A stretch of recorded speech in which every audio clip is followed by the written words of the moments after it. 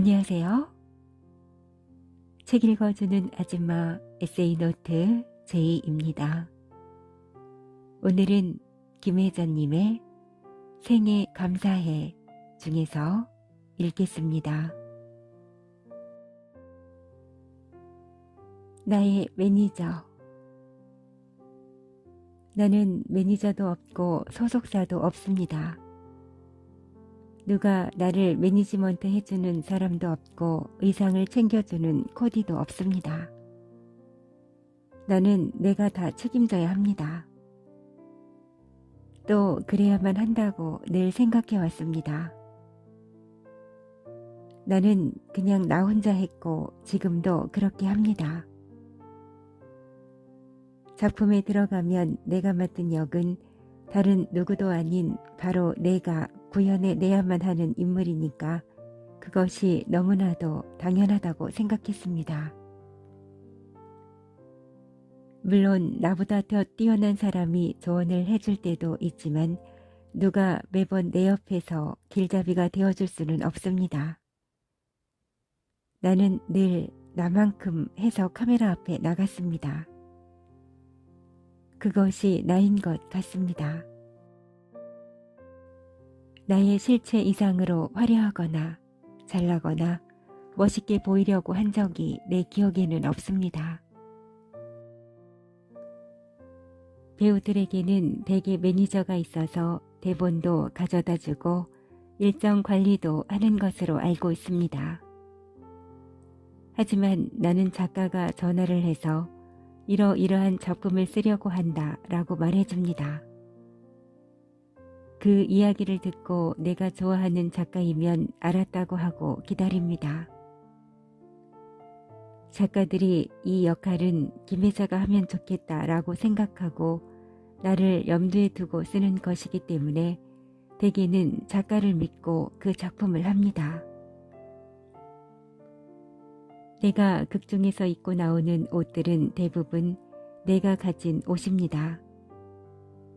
단정한 주부역이면 이신우, 이광희 디자이너가 해준 옷에서 골라 입었습니다. 간혹 의상팀에서 가져온 옷들 중에서 골라 입기도 합니다. 의상팀이 고심하고 가져오겠지만 나는 내가 가진 옷을 입었을 때 연기가 잘 되었습니다. 전원일기 때도 예전에 우리 엄마가 입던 옷을 시장에서 수선해다 입었습니다.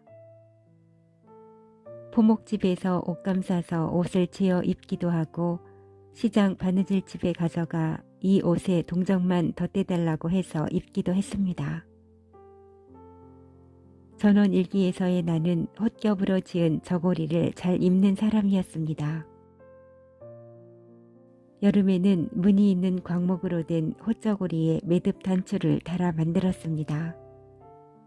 모시 적삼은 관리가 어려우니까 전문이 있는 포플린 옷감으로 옷을 만들어 입었습니다. 의상실에서 주는 옷은 잘 입지 않았습니다.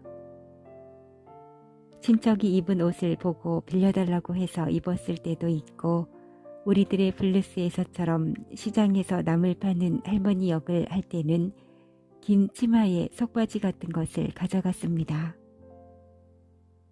배역을 맡으면 그 사람이 되어야 하는데 옷 입은 것만으로도 그 사람이 어떤 사람인지 알 수 있듯이 의상은 매우 중요합니다. 그래서 내가 생각해서 어떤 옷을 입을지 찾아보고 없으면 의상실에 가서 고릅니다. 그렇게 선택하는 것과 의상팀에서 가져다 주는 옷을 그냥 입는 것은 많이 다릅니다. 전원 일기 속 내가 맡은 은심은 늙은 할머니가 아니었습니다. 시골 아줌마였습니다. 그 여자도 예쁜 것을 압니다. 시골 아줌마여도 예쁜 것에 대한 감각이 있습니다. 그래서 잔잔하게 꽃무늬 있는 옷감을 골랐고 의상에 무척 신경을 썼습니다. 나는 몸가짐과 입고 있는 옷에서도 은심을 연로한 시어머니 잘못이고 남편과도 사이가 좋은 고운 여자로 표현하고 싶었습니다. 사람들은 배우를 너무 쉽게 봅니다. 일반인들도 누가 주는 대로 옷을 입지는 않습니다. 본인이 골라서 입습니다. 노점상에서 몸빼 바지를 사도 아무거나 사지는 않습니다. 어떤 옷을 고르느냐가 그 사람의 성품을 말해주는 것입니다. 융 재질의 천으로 적삼을 해서 만들었습니다. 그것을 잠옷으로 입었습니다. 나는 내 개인 옷은 사지 않아도 맡은 배역이 입을 옷에는 열심히 했습니다. 그 융 재질의 천을 가지고 가서 이걸로 긴 적삼 만들어주세요 하면 바느질집 사장님이 전원일기에서 입으시려고요 하면서 열심히 만들어 주셨습니다.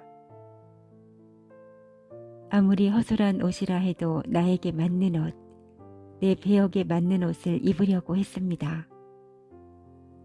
우리들의 블루스 할 때도 의상팀의 도움을 받기도 했지만 전에 내가 입었던 옷, 옷장 안쪽에 보관했던 옷들 다 풀어서 골라서 입었습니다.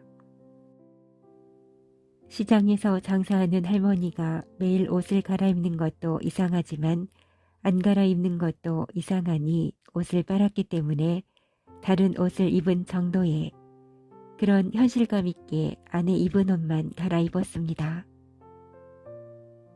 나의 아저씨에서 이지은 배우가 매일 똑같은 옷에 똑같은 가방을 들고 나온 것처럼 젊은 배우가 날마다 그 옷만 입고 싶었을 리 없습니다.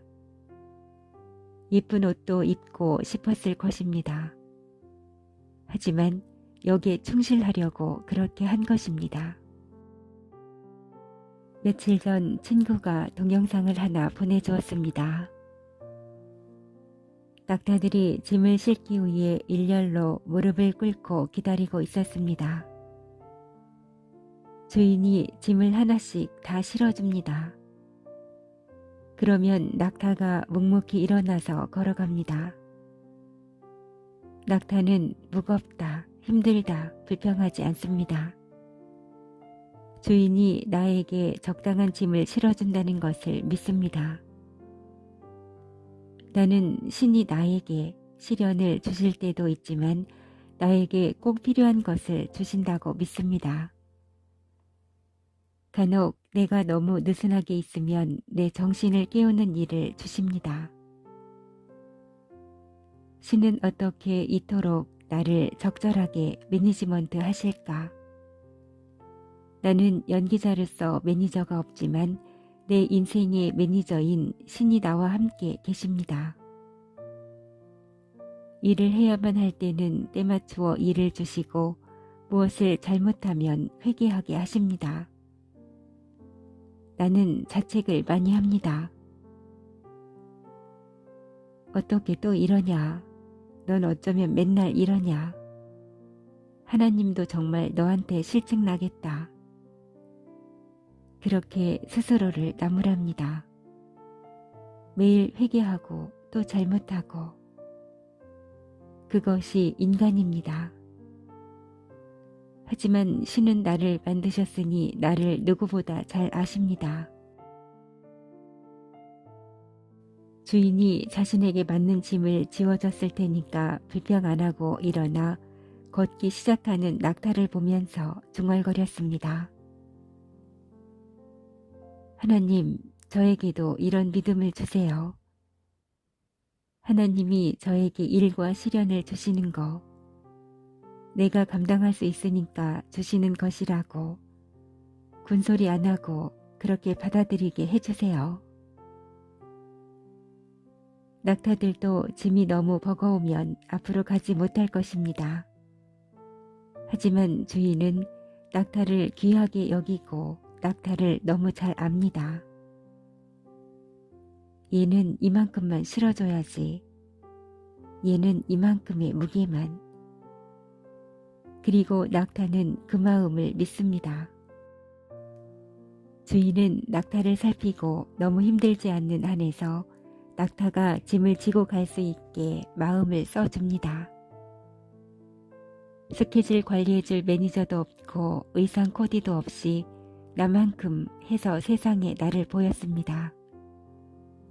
작품을 고를 때도 내가 감당할 수 있는 것, 내가 잘할 수 있는 것 같은 것을 선택했습니다. 작품을 선택할 때는 그 여자가 지금 현실이 너무 슬프고 고통스러워도 희망의 빛이 보이는 역을 했습니다.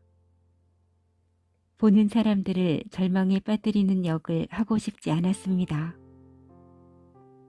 그렇지 않아도 삶에 절망스러운 부분이 많은데 내가 맡은 역으로 그 절망을 더하고 싶지 않았습니다. 지금은 비록 절망이어도 저 멀리 희망이 보여서 비집고 나올 수 있는 그런 역을 했습니다.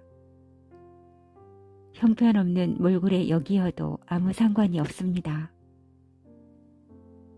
저 여자에게 희망이 기다리고 있나 그것을 따졌습니다. 누구나 날개를 갖기를 희망합니다. 날개는 누가 달아주지 않습니다. 내 살을 뚫고 나올 뿐입니다. 내 어깨에서 얼마나 아프게 나왔겠는가 그 날개. 등가 교환과 같은 것입니다. 날개깃이 살을 뚫을 때 얼마나 아프겠는가. 우리가 우리 삶의 주인공이 되고 어떤 것을 이루기 위해서는 아프고 고통스럽더라도 뚫고 나와야 하는 것입니다. 이 세상에 공짜는 없습니다. 누군가 말했다고 합니다. 미끄럼틀 꼭대기에 서서 내려갈 것인지 말 것인지 끊임없이 고민하는 아이가 되어선 안 된다. 그저 타고 내려가야 한다. 매니저가 결정해 주기를 기다리며 계속 고민하고 있어선 안 됩니다. 자신이 직접 타고 내려가야 합니다.